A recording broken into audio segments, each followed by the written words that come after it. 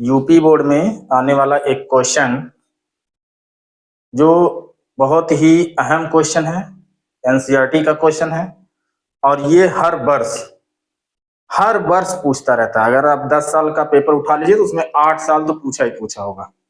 ठीक है, वो क्वेश्चन क्या है आप देखे होंगे कि अंडर रूट सिद्ध करिए कि अंडर रूट 3 एक अपरिमेय संख्या है। सिद्ध कीजिए अंडर रूट 2 एक अपरिमेय संख्या है। सिद्ध कीजिए अंडर रूट 5 एक अपरिमेय संख्या है। सिद्ध कीजिए अंडर रूट 6 एक अपरिमेय संख्या है। सिद्ध कीजिए अंडर रूट 7 एक अपरिमेय संख्या है। सिद्ध कीजिए अंडर रूट 8 एक अपरिमेय संख्या है। ठीक है, तो कैसे हम उसको सिद्ध करेंगे, और ये 3 से 4 नंबर में पूछता है, तो उसको कैसे हम सिद्ध करेंगे आज हम लोग इस वीडियो के माध्यम से ये देखने वाले हैं। ठीक है, तो देखते हैं कि क्वेश्चन क्या है। सिद्ध करो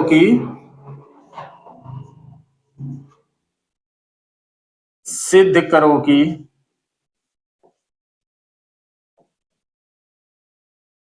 अंडर रूट 3 एक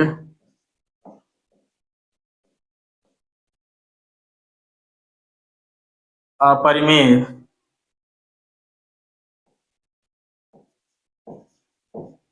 संख्या है। यही आपका क्वेश्चन है, और ये क्वेश्चन जो आएगा 3 से 4 नंबर में आता है प्रूफ करने के लिए। तो ध्यान से देखिएगा, अगर आपको अंडर रूट 3 सिद्ध करने आ गया तो आप इसी तरह under root 2, under root 6, under root 5, under root 7, under root 8 ये सब आप प्रूफ कर ले जाएंगे। ठीक है, तो चलिए हम लोग देखते हैं कैसे सिद्ध करेंगे। चूंकि एक सिद्ध करना अपरिमेय है, और आपको ये भी पता है कि अंडर रूट 3 हुआ, अंडर रूट 2 हुआ, अंडर रूट 5 हुआ, अंडर रूट 7 हुआ, अंडर रूट 6 हुआ, अंडर रूट 8 हुआ, इन सब का आप एक्चुअल में अंडर रूट नहीं निकाल सकते हैं। ठीक है, तो ये अपरिमेय खुद ही है, तो अपरिमेय इसको प्रूफ करके दिखाइए कि ये अपरिमेय है, ये बात सत्य है। ठीक है ना, तो देखिए पहले हम इस नंबर को मानेंगे परिमेय, क्योंकि हम परिमेय संख्या को पढ़े हैं कि वह संख्याएं जिसे हम p बटे q के रूप में लिख दें वो परिमेय संख्या होता है। ठीक है, अच्छा p बटे q के रूप में भिन्न संख्या भी होती है, फ्रैक्शन नंबर भी, लेकिन अंतर है, ठीक है, कि भिन्न संख्या जो होगा, जो फ्रैक्शन नंबर होगा, उसमें नोमेरेटर और डिनोमिनेटर यानी अंश और हर का होना कंपलसरी है, लेकिन परिमेय संख्या में अंश नहीं, सॉरी, हर नहीं दिया रहेगा, कहीं कहीं दिया रहेगा। जैसे अगर आपने देखा 4 लिखा है या 4/3 लिखा है, ठीक है, तो 4 है और 4/3 है, ये भी परिमेय है, ये भी परिमेय है, लेकिन अगर हम फ्रैक्शन बोले, भिन्न संख्या बोले, तो ये केवल भिन्न है, ये भिन्न नहीं। ठीक है, तो पूर्णांक कोई है या कोई फ्रैक्शन नंबर है तो समझ जाइए सब परिमेय है। क्यों ये परिमेय है? क्योंकि इसके अपान 1 लिख सकते हैं, इसका हर एक है, और जबकि फ्रैक्शन नंबर में कभी हर एक नहीं होता है।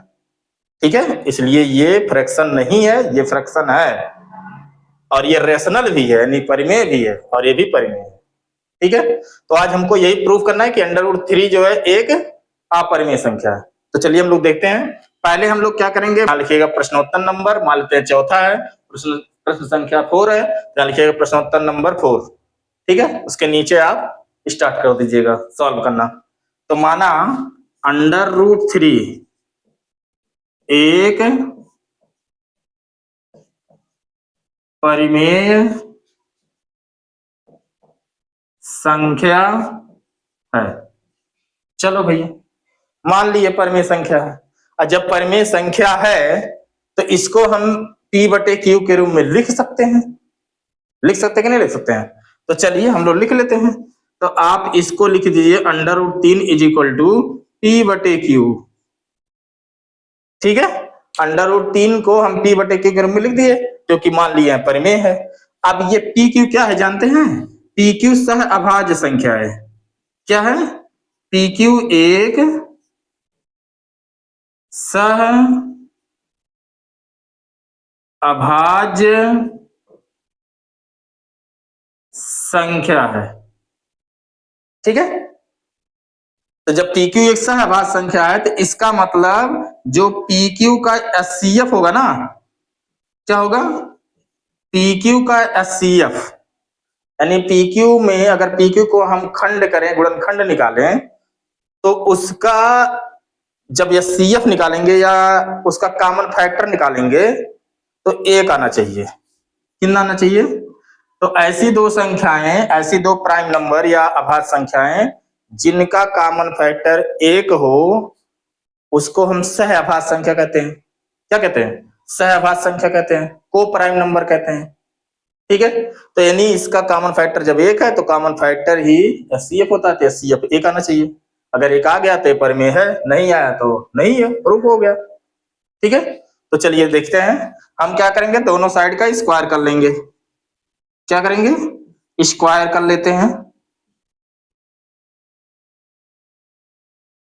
ठीक है, जब स्क्वायर कर लेंगे तो इधर देखिए, रूट का जब स्क्वायर कभी करते हैं तो रूट गायब हो जाता है, रूट को गायब कर दीजिए, 3 बच गया।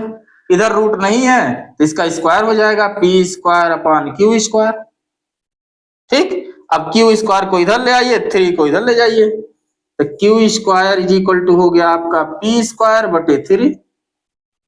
देखो, क्यू को इधर कुदा दिए, 3 को इधर कुदा दिए, कूद गए दोनों। अब बताइए, जब बटे 3 इसके पी स्क्वायर के बटे 3 हो गया, तो अगर हम 4 बटे 3 लिखे हैं तो इसका मतलब 3 से 4 डिवाइड होगा कि नहीं होगा? मतलब 3 से भाग करेंगे 4 में कि नहीं करेंगे?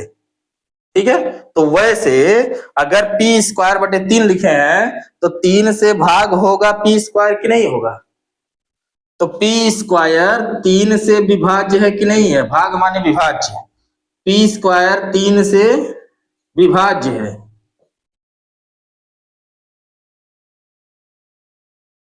क्या है? पी स्क्वायर 3 से विभाज्य है, तो जब पी स्क्वायर 3 से विभाज्य है तो पी भी होगा पी 3 से विभाज्य, तो पी भी क्या हो जाएगा? 3 से विभाज्य है।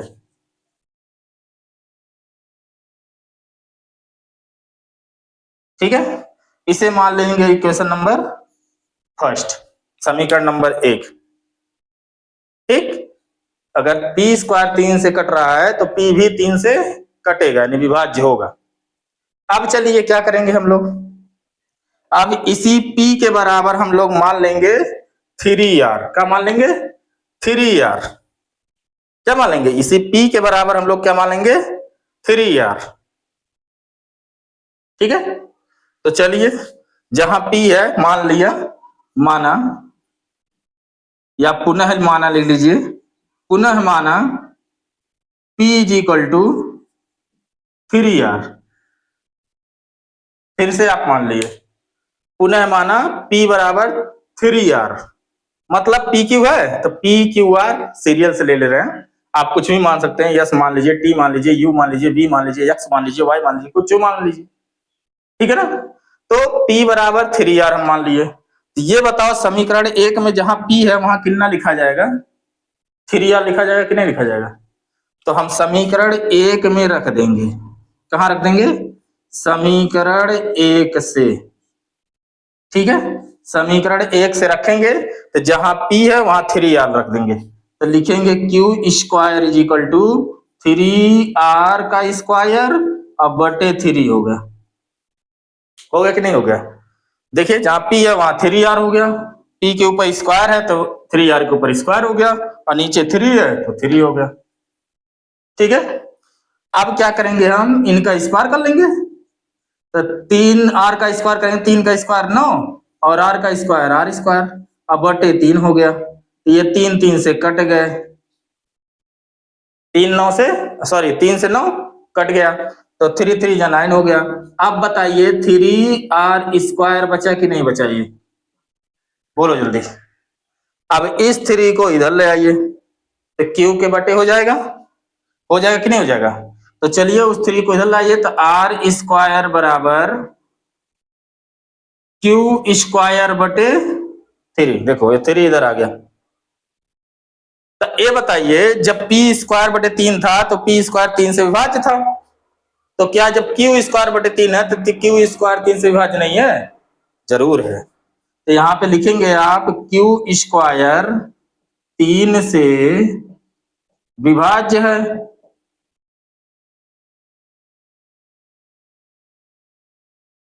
जब क्यू स्क्वायर 3 से विभाज्य है तो इसका मतलब क्यू भी 3 से विभाज्य है। क्यू भी क्या है? 3 से विभाज्य है। तो क्यू भी 3 से विभाज्य है।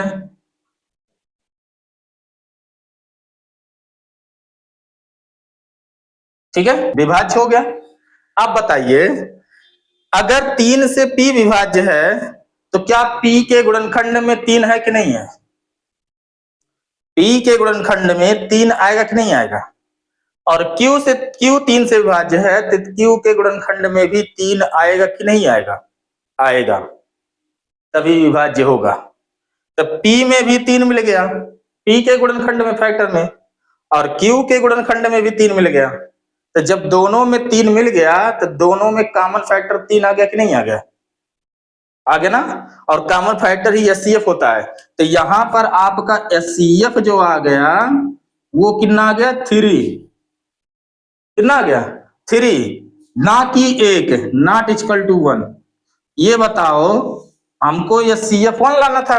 अगर 1 आया होता तो अंडर रूट 3 परिमेय संख्या हो जाता, जो हम माने थे वो सही हो जाता।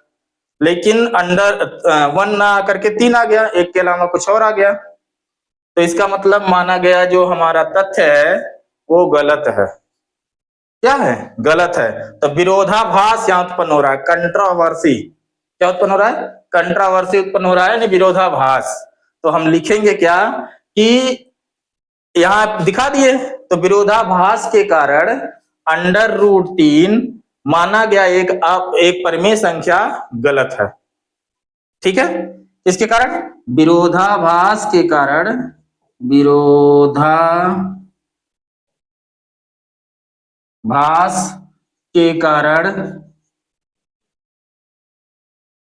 माना गया अंडर रूट 3 एक परिमेय संख्या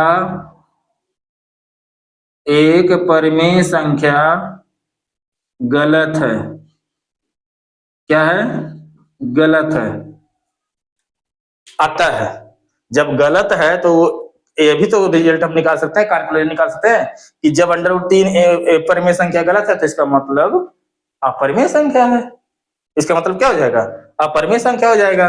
तो आप लिखेंगे लास्ट में आंसर, इसलिए अंडर रूट 3 एक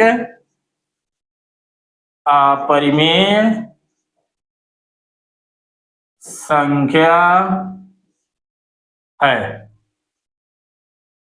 बस यही आपको प्रूफ करना था। यही आपको क्या करना था? प्रूफ करना था। तो यहां लिख देंगे इति सिद्धम।